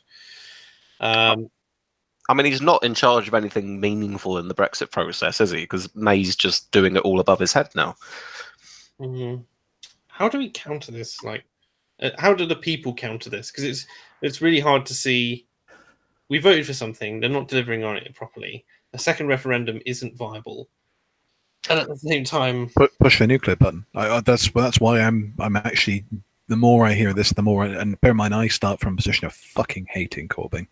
I will happily do it, except 4 years, in order to destroy this party and get something replacing it that is actually a Conservative party. I'm not even particularly pro-Conservative. I just want actual political choice. Yeah. Evening, AA. Hello. Hello. Really? I feel a little bit sullied by watching that historic moment through the lens of your channel. Yeah. In retrospect, we should have seen this coming, because I've been thinking about that budget and how out of character it was for Philip Hammond. I've been expecting the cabinet to agree to her plan. Yeah, just because all of the dissenters have left out of sheer frustration. Yeah, well, Raab is in there. That's probably why they were there for 5 hours. Because is Liam Foxley in the cabinet? Yeah. So it was probably those two versus like all of the wets. But what they've done now is they've set up for either an actual election, in which case they've kicked out the legs of Corbyn, because now it's like, right, generous budget versus look at these loons, they're going to take us into further debt, when we've already like maxed out spending. That's what the budget was. Or if she's challenged internally, the argument will be, right, well, what we're going to do, because Theresa May has maxed out the budget, so the only alternative is somebody who wants to cut it, and in which case Corbyn will win if you go with Boris, Mogg, whoever runs against her. That's basically what they've done. So that's what the budget was all about, to win the fallout of this. Billy Saylor reckons Fox. The rumours around Fox are he's resigning this week. The thing I wonder about though is what's going to happen now, because there's a lot of rumours that they'll get in the 48 letters that they need for the vote of no confidence tomorrow. Either I think they will do that, or Theresa May is going to play this like she's going to call an election, and she's going to say, look, if you push in the vote of no confidence now at this particular juncture, Corbyn's definitely going to get in, because as much as we've kicked the legs out, he'll have everything that he needs to run through my version of Brexit when he gets in, if you decide that you're going to change me out for what is effectively an unknown. And so people will kind of be like, oh, we've had Corbyn for a while and he's clearly experienced leading things. So we'll take that over whoever this joker is who's come in. People don't, despite Jacob Rees-Mogg having like a much of the popular vote of a lot of people, like a lot of people also don't like him. Certainly the progressives hate him beyond all else, purely because of his, like, if only because he's a Catholic, for instance. But like, what difference does it make what progressives think? Who cares? They have more influence over over the way that he gets presented in the media. But what I'm saying is, who cares? The general public. The only no. From winning election point of view, who cares? If you're the Tories, why do you care what progressives think? Because you're progressive. Right. So the point is, that's a talking point that only plays to the left. Who cares? Who cares? It's like saying, what do the socialists think about this? Which way are they going to vote? It doesn't matter. The difference is that the socialists don't have influence over things like the media. But the point is, lefties are never going to be interested in Mogg anyway. It hardly matters, does it?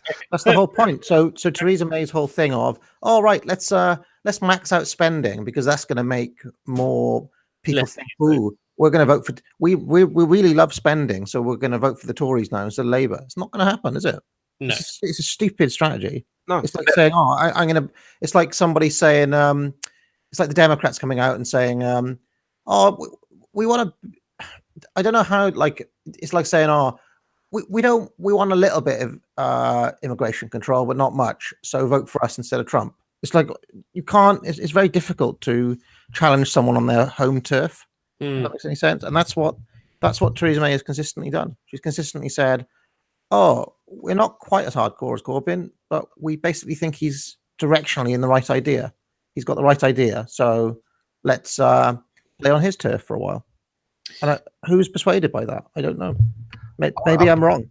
I can put it this way at the very least. There hasn't been anyone from my camp who's been won over to the Conservatives after the recent budget. No. Whereas, just think about it this way: how many people do you think May has turned off to her right? Former UKIP supporters, anybody who listens to Nigel Farage's show. Whereas if the leader was Mogg or Boris, they'd have those people like that. The Tories cannot actually count. They've moved so far to the left. I'm not sure if they can count on what I would call their core support. No. It's almost like the opposite. If you had, like, I don't know, it's the mirror image of what happened to Labour under Blair. Under Blair, right? So they're going through their own new Labour phase. Yep, and Cameron was already that. So this is like doubling down on the Cameron thing. Cameron plus. Well, at least Cameron was still like fiscally conservative, like still. You seem to think austerity meant austerity. I have received one super chat that I have to read out, which says, by Futurama fan 2010 says, seeing as AA is on, is his channel now the B1? No, what this is like The Rock turning up on Sunday Night Heat and giving a rating spike. Is that right? You've brought a grand total of 7 people. Thank you. No, when people look at your numbers over time, they'll be like, "Oh, what happened on this? What happened on this day? Oh, AA was on. That's why the numbers were big." Sure, for the last 10 minutes of the stream. The stats don't lie, So yeah. Given that, according to Theresa May, the 3 options then are her Chequers deal, no deal, or no Brexit at all. I put those 3 choices to some of my viewers in the stream earlier today, and I was the only one in the stream who would have opted for a no deal. Everybody else would have gone either Remain or Chequers. I take it amongst us, you'd all go no deal? I go no deal over Chequers, yeah. Well, I mean, the thing is with Remain is that there are no ostensible, observable short-term downsides. Does that make any sense? Like, if Yeah, you just remain, nothing changes. So there's no. It's status quo, isn't it? It's the status quo, right? Economically, at least, but politically, surely it's got to be suicide after the referendum. Well, the whole point of the Remain thing, when it comes to the economics of the whole thing, is anyone who takes a more long-term view sees that the EU is heading nowhere but spiraling decline. I mean, it's probably worth fleshing out what no deal would look like, because there's the doomsmonger version. So we were talking about this earlier, and it's like, and again, the IMF, when it released its statement for this year, was talking about the predictions that it makes. Like, regardless of the fact that its predictions are usually bunk, the fact that it gets taken seriously is important. And its fiscal, the reasoning that it gave for its predictions mainly was due to uncertainty and like the lack of information and clarity that is given by Theresa May's government. And so it's not like you've got this group of people in May's cabinet who are going, we've grabbed this with both hands. Here are all the things which we're going to do. This is exactly what we're going to do with the fisheries. This is what we're going to do with dairy. This is what we're going to do with the farms. This is what we're going to do for the north.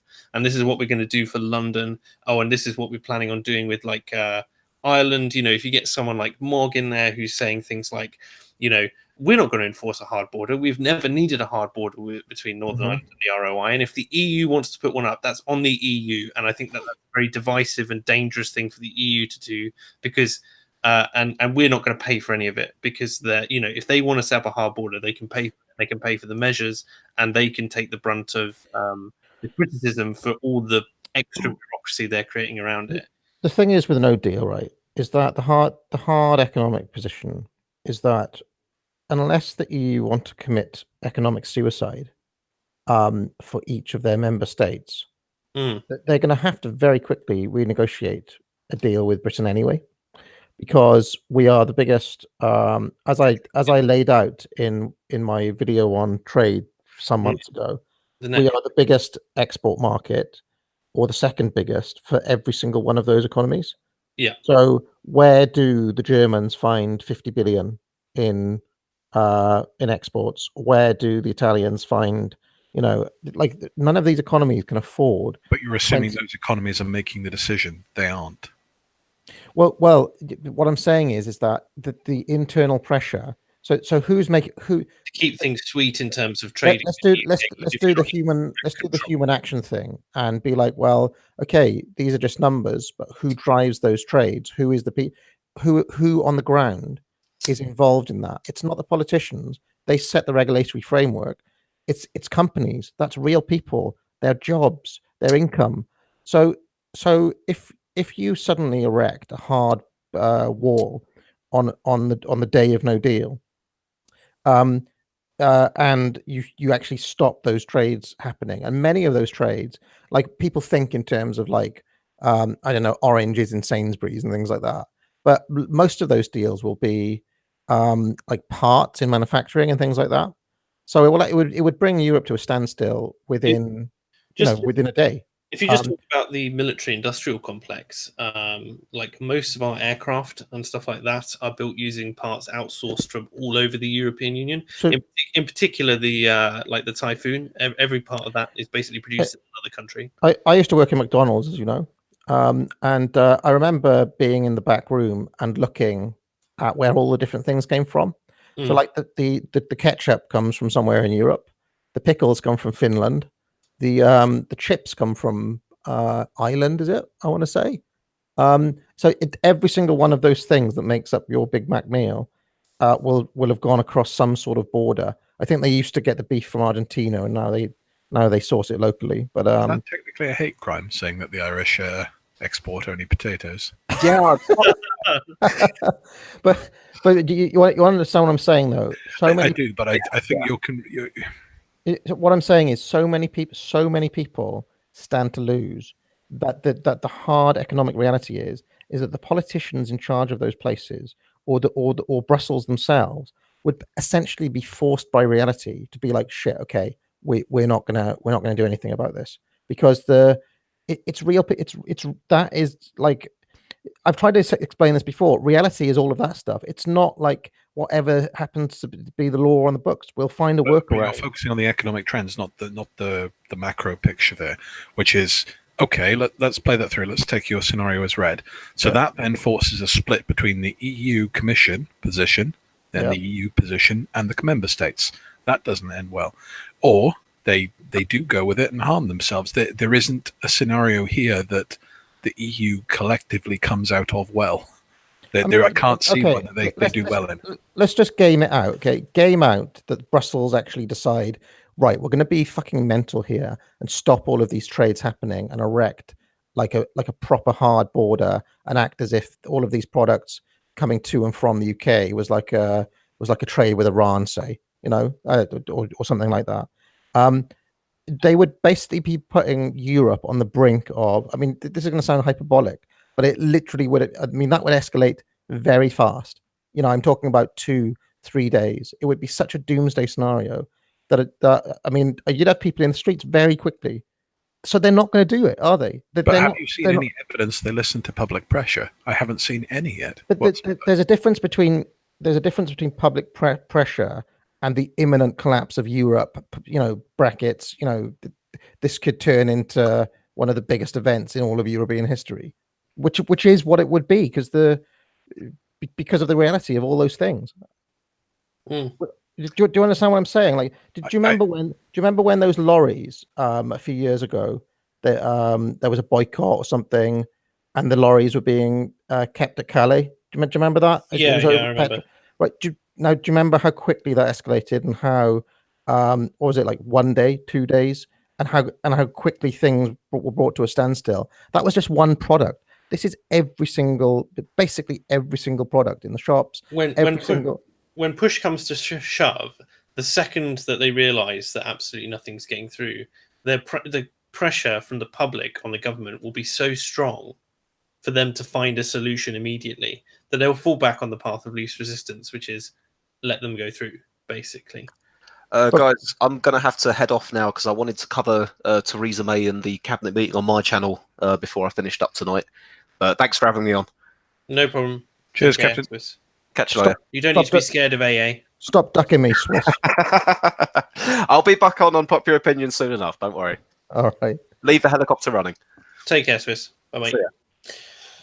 So yeah, it's like I think you're assuming that we're dealing with rational actors here, and I'm not sure we're dealing with rational actors, much less a single rational actor or driving actor. I mean, Mark does bring out a good point there, which is the pressure would build up everywhere, okay? Would the pressure build up on the UK government before it builds up on Brussels? Is the question in that doomsday scenario? Because the question is, I mean, if you look at every war through history, and let's face it, this is kind of sort of the equivalent of a bloodless political war. Mm-hmm. In every war, they're won by attrition. I mean, the reason why France surrendered in World War II is not because of any desire by the government to back down. It was because of the public pressure, because so many people were dying. And in the similar vein, if the EU is losing so much in export trade, for instance, or we're losing so much in export or import trade, then the public outcry, because they suddenly can't get access to the things that they previously had before, is going to be so strong that they won't have a chance, or they'll have riots. And we all saw what happened with the London riots a few years back. And now imagine that when every product that you're trying to get through is not available because of basically bureaucracy that shouldn't exist. I wonder though, because I mean, on the European side, it's see, we would be hit by product on this side. On their side, they'd be hit by money. And I'm wondering which one is easier to weather. One of the interesting things I noted when I was traveling Europe is that the sheer amount of variety we have back in the UK, because we import so much. So it's a question. I don't think necessarily that products are going to be that much of an issue. We could be like, oh, we'll go back to rationing for a while. It'd be like the Blitz spirit. like I'm talking about the scenario where the EU are not rational actors and they inflict this on Yeah, sure. on the continent.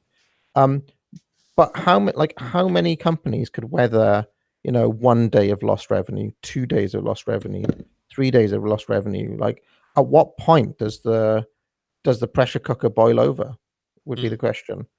Because I mean, I think it's going to be a bigger deal for the companies because obviously, if you're a company and you sell products, let's say even if you have something like a 20 or 30% profit margin, you're still selling, was it like 4 or 5 products in order to make the profit of one product? 2 or 3 days is a huge issue when you have such massive overheads. For them. And then what happens? They go out of business. That's jobs lost. That's tax lost. That's income lost. I mean, do you understand what I'm saying? It wouldn't take long, I don't think. Run it through for me again. So it's money on It's money on their side. It's products on ours. So, I think it's money is the harder to weather because look at how fragile the European banking system is still. There's got to be some. I'm not well educated enough on this. You'll probably know more than I, but gut instinct there says there's something tying the economic productivity to the banking system, is there not, with leverage? Yeah, well, I mean, they'd definitely be connected in some way, and it would. I mean, they're already all in a debt crisis, aren't they? Like France and Italy, I think, are 90% debt to GDP already. France and Italy a massive problem. Greece obviously still has a massive issue. So Greece is so small comparatively, though, to be ignorable. France and Italy are not. Okay, fair enough. Yeah. I mean, it's possible though, because do you remember when I was talking last night? I said every state grows in crisis. So imagine, think about this now. The EU is so committed to their ideological project that they think we could profit from this crisis, because then it's like, okay, this is a doomsday scenario. We are execute Order 66. We are instituting EU lockdown control in this international emergency to stop World War III. Well, as we were mentioning earlier about Merkel's timing for calling for an EU army, you wonder whether or not there's potential there. Like, despite the fact that she's coming to loggerheads against the Commission there because they're not particularly interested, it doesn't seem. You wonder whether or not after a bit of pressure, her proposal will seem reasonable, that you develop a European defence force, the state grows to look after the people who are being damaged by the fact that you've got this massive economic problem now. And then again, we're spitballing a bit too much, I think, here. Like, I'm just saying, like, the stuff that they talk about in the news is let me just show you this, by the way. Let me show you the link. Hold on. It's the BBC's main feed on this. Yeah. Let me screen share. What has she been saying, or what have they been saying? There you go. That was it. Oh, Verhofstadt. No, the one under it. Oh, Rees-Mogg to make a statement soon. So there we go. Yeah. So he's gonna, do you think this is it? For what do you think he's gonna say? He's finally making his move, you reckon? He'll only do it if he thinks he can actually pull it off. Mogg is a calculated operator in that regard. And we did expect it last time, and he didn't. I don't see what's changed, though. The numbers are the same, aren't they? They've not changed throughout all of this. The thing that concerns me a little bit is how there's a MP I use to judge kind of where the kind of middling Tory is. That's James Cleverly. Do you know him? He's a black MP. I think he's the deputy chair of the Tory party, but he hasn't buckled on this. He's still towing the party line. Gove is still on board. That makes me wonder whether the Tories have thought, right, we've got enough to sneak this. How many Remainer Labour are there? I don't know. Let's say of Labour, 2/3 are Remain. More than that, probably. It's above half. I think it's somewhere in the region of 3/4, 4/5. How many of them have already broken ranks with Corbyn? as in like completely disrespected Corbyn's whip. They've done it at least twice already, so they've shown that there's no discipline in the Labour Party. So maybe they'll just bulldoze it through. Do you not think? That's not a sound strategy, though. That's relying on a bunch of people who've already betrayed someone being willing to betray them again. But do they care at this point? Because they're not committed to Corbyn. They're committed to Remain. So by pushing it through, they in their calculus, they're thinking we are basically averting even thinking about the scenario that we were just talking about with no deal. And because it's so bad, it makes Remain seem like the only possible option left. Does that make sense? So they then push the so-called people's vote, or the undemocratic vote, as I like to call it. And then we're in a scenario where most people, anybody who's rational, looks at what May is presented today and Remaining and says, "Yeah, I'd rather Remain." So that's it. They've scuffed. They may have played a blinder, if you think about it. It depends what happens, because I don't think that the Brexiteers have the votes. I'm not. No, they don't either. And the only way Mog will do it is if he thinks he can pull it off.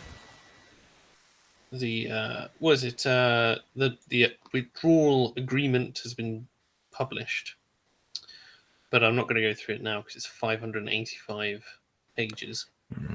Says that, but I think we're going to finish up there anyway. Well, cheers for having me on. No problems, man. Good to have your input at the end there. Thank you everyone for tuning in. Did get one super chat at the end, which I'll just read out now, which says from Silly Sailor, who says, "Calling it now, May gone in 10 days, Davis caretaker." It remains to be seen. Not convinced. The more I think about it, the less convinced I am. I think that they can't get it through, as I just said. Sorry to be so black-pilled, but that's fair enough. Go full Hitchens on us there. But there we go. So on that, Hitchens, before you close, when are you interviewing him? January, date to be arranged. So need to have a chat and also plan my interview with him a bit more stringently. So there's that. You should probably read The Abolition of Britain before talking to him, out of courtesy. Yes, I did say I would try and ask him questions which he hadn't been asked before, to which he laughed very heartily and said, maybe that would be something for the books. But at least you've gained an interview here, because I was like, oh, someone who's actually done some research. There you go. And we did have a chat about what he didn't want to discuss, so that's as well. So there you go. But yes, thank you all very much for watching. Thank you to my guests, Captain Swiss, who's obviously gone, BinarySurfer, and the Academic Agent. And with that, have a great week. Good night.